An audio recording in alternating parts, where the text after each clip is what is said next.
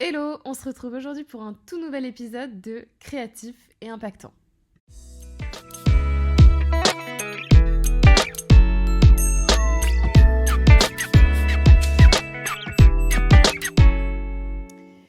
Pourquoi j'ai décidé d'arrêter de créer du contenu à la place des autres ? Aujourd'hui, je vais te parler d'un gros virage que j'ai pris dans mon activité, c'est que j'ai décidé de ne plus créer de contenu pour les autres. Moi, évidemment, je vais devoir faire mes contenus, sinon, voilà.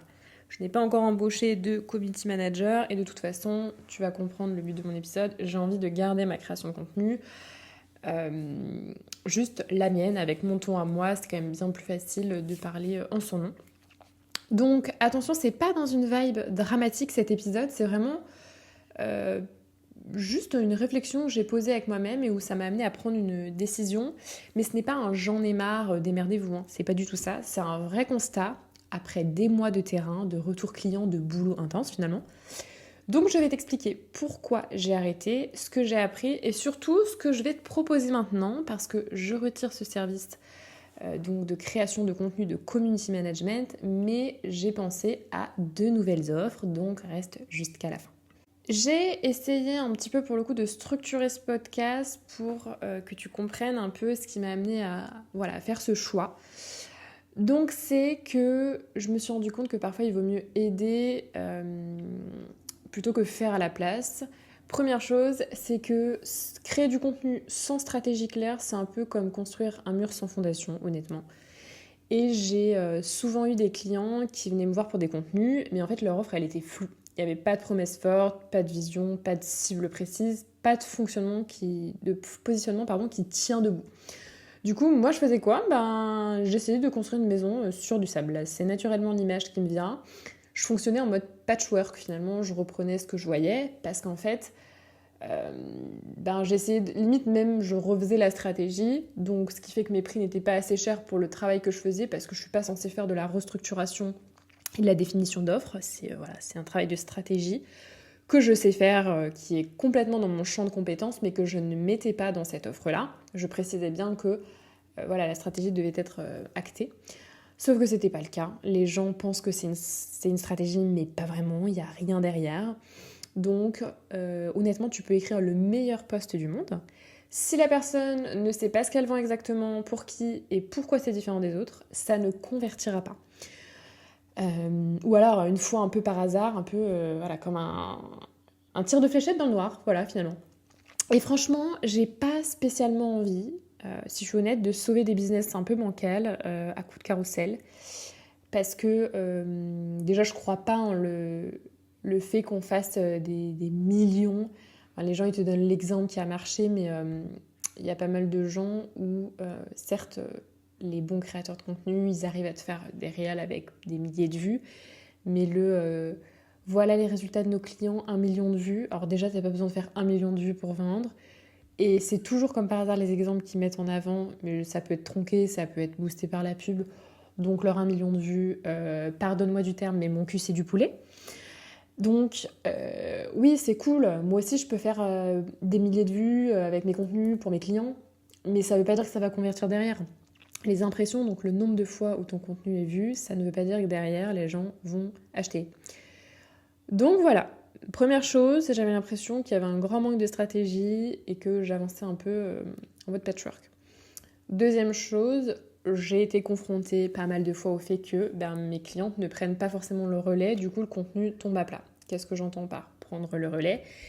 C'est que ce problème très fréquent, c'est que je livre des posts, des idées de stories, parfois même des scripts, parce que dans ma création de contenu, c'était globalement 1 ou 2 montages de réels, du 2 à 3 posts par semaine, mais les stories, j'en faisais pour des reposts des contenus que je préparais, quelques stories, mais c'était pas suffisant.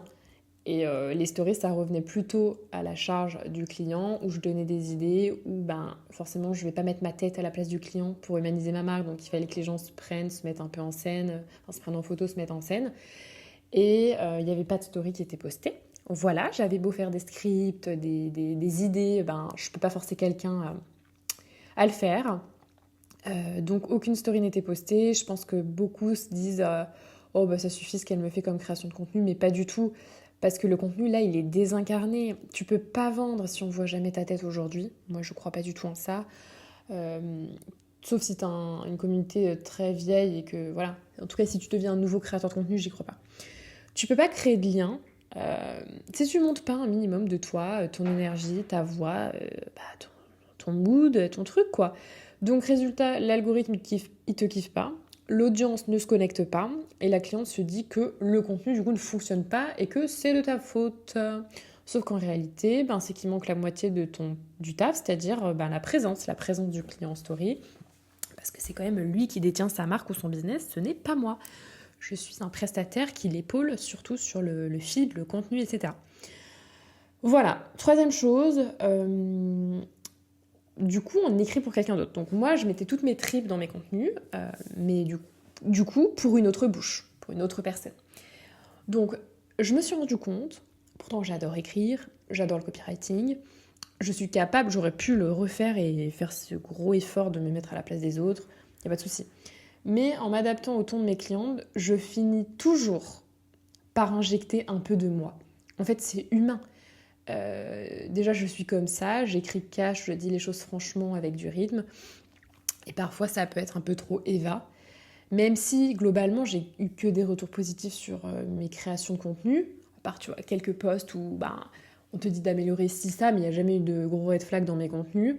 Mais je sentais que parfois, c'était du punchy, mais c'est du punchy aussi adapté à ma personnalité. J'essayais de me mettre à la place des clientes, mais en même temps, c'est vachement difficile.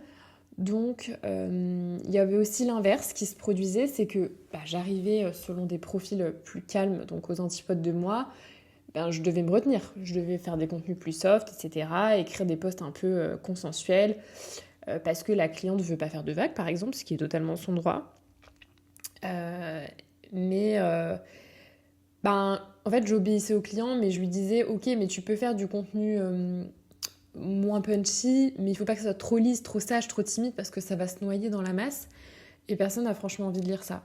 Et c'est un conseil pour elle, parce qu'aujourd'hui, si tu fais pas un truc un petit peu original, on va vachement te scroller et pas forcément s'attarder. Donc, comme le client est roi, et que si elle me dit, non, je veux des posts comme ça, et qu'elle n'a pas la stratégie, et qu'elle n'entend pas mes arguments, je vais poster ce qu'elle veut, et du coup, ça me frustre. Ça me frustre parce que je sais, avec ma casquette d'experte, que ça ne va pas fonctionner. Donc j'étais bloquée entre mon envie de bien faire, la peur de déplaire. Et à un moment, faut choisir. Donc soit au service de ton audience, soit au service de ta peur. Et cette nana-là, elle avait peur de déplaire, donc forcément, elle ne mettait pas d'effort dans le fait d'être cash et original. Voilà. Quatrième point, les résultats n'étaient pas à l'auteur de ce que je peux offrir. Donc, parce que le contexte autour n'était pas maîtrisé, les résultats des contenus que je créais, ils étaient bien mais pas suffisants. Et c'est pas parce que je suis mauvaise, je te vois venir, c'est parce que le contenu seul, en fait, ne suffit pas. Si t'as pas de stratégie globale, pas de routine de contenu, pas d'énergie en story, pas d'offre solide, mais tu peux publier 100 posts, ça va pas te remplir ton agenda de rendez-vous. Ah non. Et moi, j'en avais un peu marre d'être le sparadrap qu'on colle sur un business désorganisé. Moi, je veux être un peu une architecte, en fait, pas la maquilleuse, quoi. Je veux construire un truc un peu solide. Voilà, et puis, qu'est-ce que je pourrais dire en dernier point ? C'est que j'ai aussi constaté chez certaines qu'elles avaient aussi envie d'apprendre, que je recevais beaucoup de vocaux sur WhatsApp en mode, ouais, j'aimerais bien rajouter des stories, t'as raison, faut que je m'humanise, qu'est-ce que je peux faire et tout ça. Et c'était la partie que j'aimais trop, parce que je suis une grande communicante, j'adore parler avec les gens, je suis sociable, et j'adore aider les gens. Voilà. Donc, j'ai vu que mes clientes, certaines, avaient besoin d'apprendre à faire les choses d'elles-mêmes, à penser par elles-mêmes. Donc, voilà, je me suis dit, en fait, j'ai envie de les aider, ça a amené ma pensée, à devenir autonomes. Parce que j'ai envie qu'elles soient indépendantes, je veux qu'elles se rendent compte qu'elles peuvent faire des trucs d'elles-mêmes et parler d'elles-mêmes. J'ai pas envie d'être leur béquille, j'ai vraiment envie qu'elles se sentent puissantes et qu'elles affirment leur posture. Donc voilà, plutôt la stratégie, plutôt les coacher sur leur image, sur le fait qu'il faut qu'elles osent. J'avais envie d'être un peu un espèce de mentor. Ouais, franchement ça me plaît. Même en le disant, j'ai le sourire, du coup je sais que ça me correspond plus. Donc voilà, aujourd'hui je change de posture, j'ai envie de te montrer comment faire, mais je ne fais plus à ta place. Et pour ça, j'ai créé 2 offres, je suis trop contente. J'ai créé la première offre donc, qui sera sur la structuration d'offres, la stratégie d'offres. Donc en gros, c'est tu veux vendre mais t'as pas forcément une offre béton, tu stagnes dans ton business, t'aimerais revoir ta stratégie, t'es un petit peu bloqué, tu stagnes, tu vois que t'as pas de rendez-vous. Bon bah voilà, moi je vais venir t'aider à clarifier ton positionnement, définir ta cible, formuler ta promesse de manière claire et impactante, poser un tarif juste, un grand débat ça d'ailleurs, rédiger un pitch vendeur et qui soit sincère, et poser un vrai plan d'action pour la suite. Donc tu repars en gros avec une base stratégique qui est propre, un business qui tient debout, et tu peux créer du contenu en cohérence, enfin. Donc voilà, il y aura un visio où on échange ensemble, c'est toujours friendly avec moi, c'est toujours des moments où on apprend déjà à se connaître un petit peu, on parle pas que business évidemment, j'aime le contact humain. Et ensuite on reclarifie tout, on fait des visios pour clarifier, tu as accès à mon WhatsApp pour pouvoir me parler, pour échanger sur ce que je vais te présenter comme exemple de stratégie, etc. Voilà. Et ensuite, deuxième service, donc ça ce sera pas de la stratégie, ce sera du coaching Instagram qui sera sur 3 ou 6 mois. On peut commencer par du 3 mois et après voilà, faire du 6 mois. Ou direct se dire tiens, c'était vraiment pas ma tasse de thé, je pars direct sur du 6 mois. Donc là, c'est un peu du travail de leadership, du travail de posture, du travail de je manque d'idées, je sais pas quoi faire pour humaniser ma marque. Voilà, tu stagnes, tu sais plus trop quoi dire, tu t'éparpilles un peu. Donc je vais t'aider à prendre du recul sur ta com. Je vais créer une stratégie claire et fluide avec toi. On refait forcément un minimum de stratégie, hein, bien évidemment. Même si c'est pas la stratégie d'offre. C'est plus de la stratégie de communication ou comment mettre en avant tes services. Voilà. Coaching vise plus à la mise en avant. Donc trouver des idées de contenu alignées à ton offre et à toi, mettre en place une routine qui soit durable et booster un peu ton kiff, ta joie interne de communiquer et ton impact. Donc ça ne sera pas un truc non personnalisé, un copier-coller, un vieux template de stratégie. C'est vraiment du sur-mesure ce que je te propose. Et j'ai envie que tu te rendes compte à quel point tu es ouf, tu es génial et que tu dois garder ton franc-parler comme tu pourrais t'adresser à des potes, à ton mec, enfin bref, à toute proportion gardée évidemment, mais il y a plein de choses que les gens ne mettent pas en avant chez eux et qui est très typique. Et moi je veux t'amener à te rendre compte de ça et à en parler haut et fort. Voilà, tu sais tout, tu sais mon cheminement, mes petites frustrations, ce qui a fait que j'ai pris cette décision.